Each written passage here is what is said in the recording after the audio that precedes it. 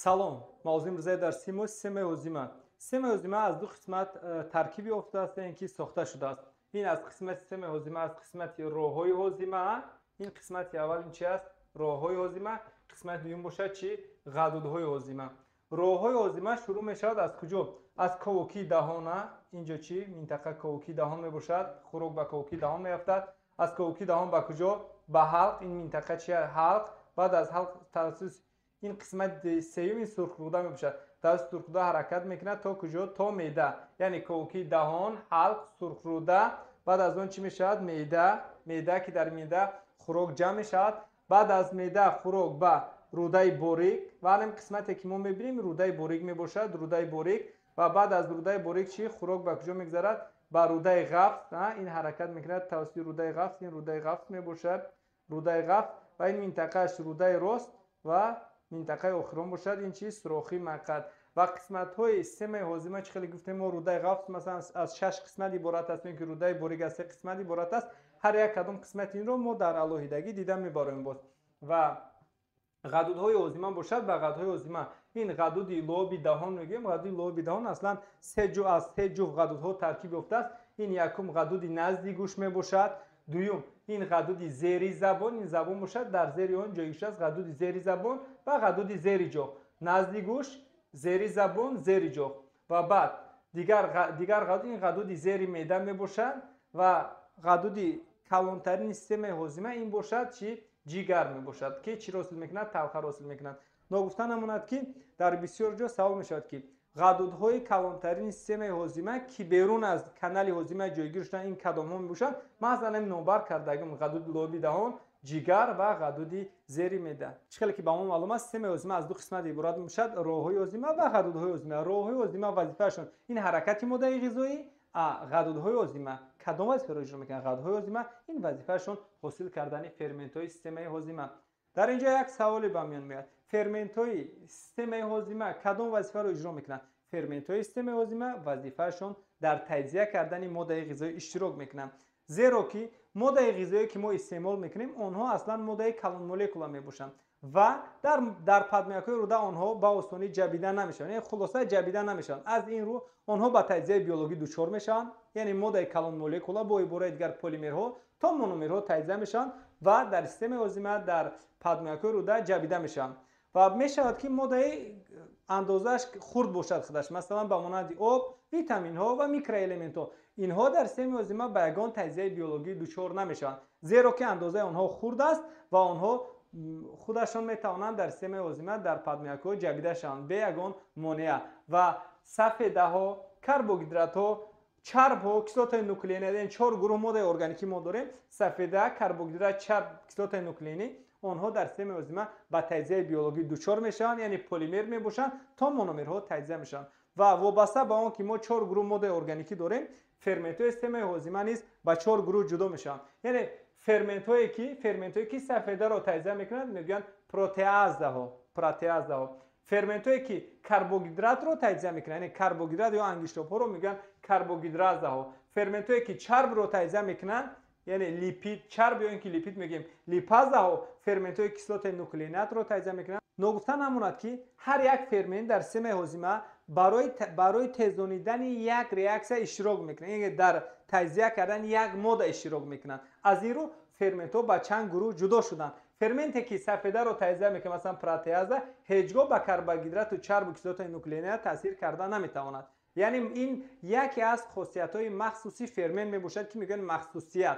و ببینید پروتئاز رو در اینجا ما موندیم: پپسیناگین، تریپسیناگین، خیموتریپسین که خیموتریپسین.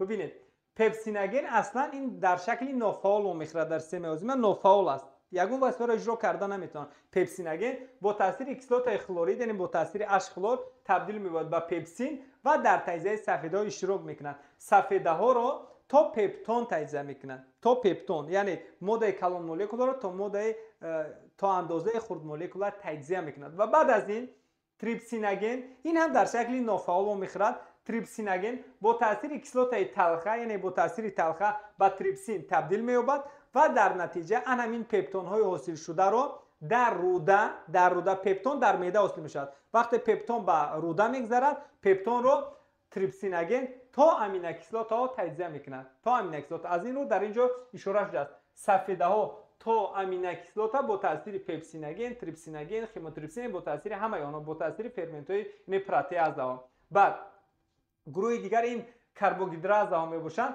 امیلاز و مالتاز. برای چی ما امیلاز و مالتاز رو در اینجا مثال آوردیم؟ ببینید کرخمال یعنی کربوهیدرات کلون مولکولا کرخمال پلیساکارید میگوییم با تاثیر امیلاز تا مالتاز تجزیه می شود. یعنی کرخمال این پلیساکارید بود، مالتاز باشد دیساکارید یعنی یک مولکولا که یک ماده که از دو مولکولا ترکیب یافته است و بعد از این مالتاز با تاثیر مالتاز ببینید ما داریم مالتاز این دیساکارید است، مالتاز باشد این فرمنت است.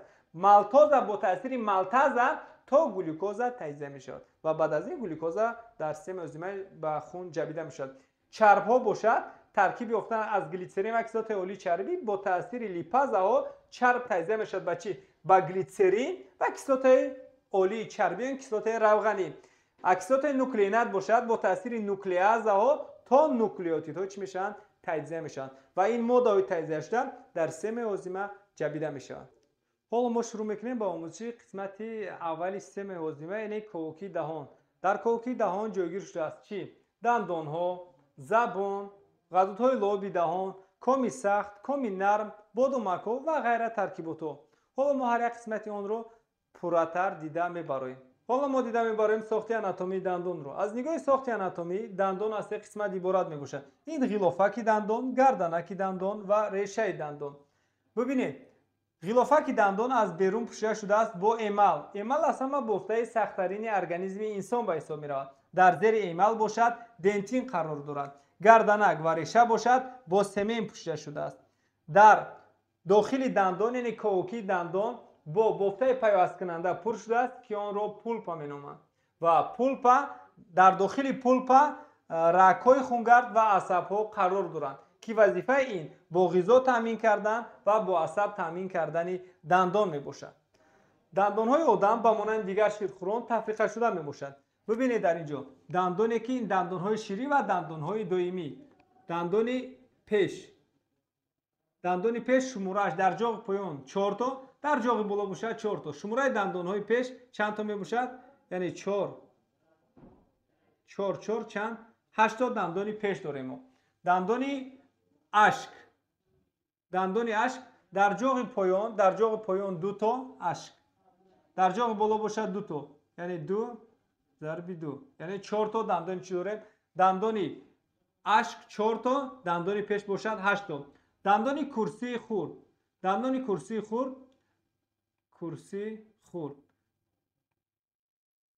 2 یعنی در جاق پایان 4 تا، در جاق بالا 4 تا، 4 ضرب 2 میشه چند؟ 8 تا. در عموم دندان‌های شیری 4 8 2 یعنی چند تا میشود؟ 20 تا میشود. شماره دندان‌های شیری 20 تا میباشد. دندان‌های شیری تا سن 8 12 سالگی در کودکان دیده میشود. بعد از 8 12 سالگی دندان‌های شیری و دندان‌های دویمی عوض میشن که شماره آنها مقداراً 32 تا میباشند. در دندان‌های دویمی ببینید پیش 8 تا 4 8 تا. دندان اشک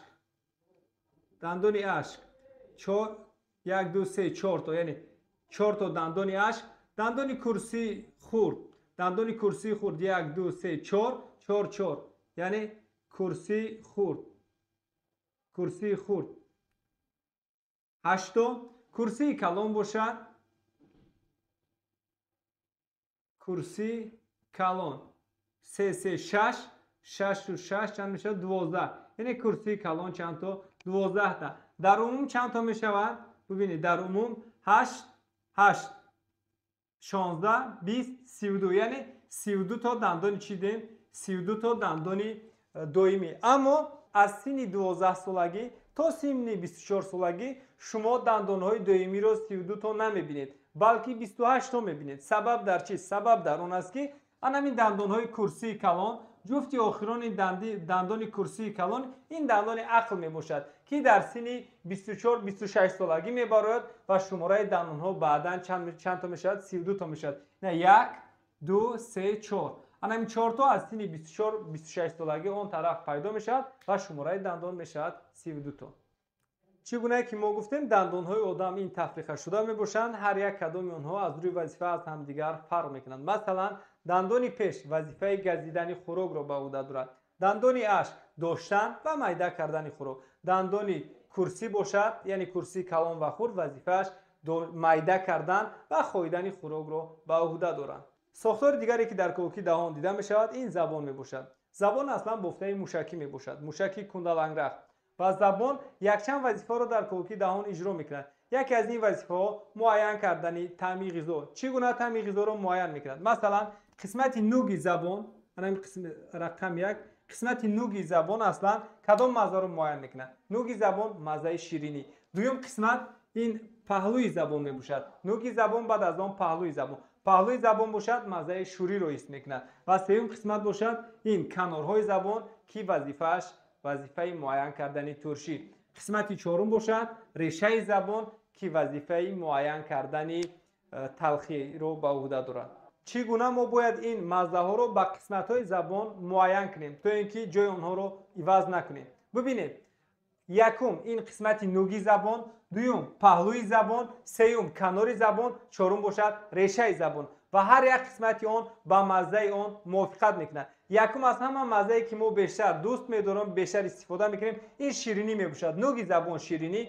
دوم قسمت این پهلوی زبان دوم مزه‌ای که ما دوست می‌داریم این نمک میباشد، یعنی شوری میباشد. این شوری. سومش ترشی. بعد از آن از همه آخر این تلخی میباشد. با جز آنه که زبان وظیفه معین کردن طعم غذا یعنی عضو ذائقه را اجرا میکند، باز دیگر وظیفه را اجرا کرده میتواند. به مانند در وقت خاییدن خوراک را به زیر زبان میگذارد. وظیفه دیگر این نطق میباشد. دیگر وظیفه تازه کردن کاوکی دهان و غیره دیگر وظیفه را میتواند چیکار کند؟ اجرا کند. ساختار دیگری که در کاوکی دهان دیده میشود این غدودهای لابی دهان میباشند. غدود نزد گوش، زیر جاغ و زیر زبان. این غدودها لابی دهان را حاصل میکنند و ترکیب لابی دهان 99% آن آب و نمک‌های مینرالی، اینچنین سفیده موتسین و لیزوسیم و باز فرمنت‌های امیلازه و مالتازه دارند.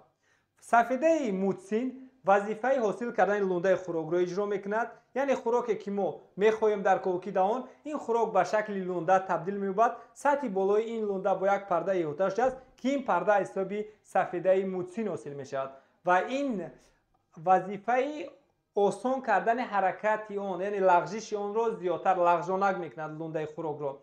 سفیده لیزوسیم باشد وظیفه باکتریوسیدی را اجرا میکنه، یعنی نیست کردن باکتری.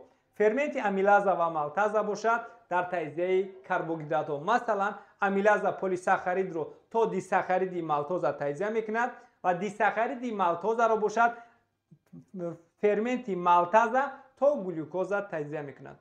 و اینچنین دیگر قسمتی که بعد از کاوکی دهان وجود دارد این حلق و سرخ می باشد که وظیفه هر دویشان این گذراندن خوراک از کاوکی دهان به معده می باشد. تشکر با دقتتون. قسمت دیگری که ما آینده موضوع میگذاریم این معده می باشد.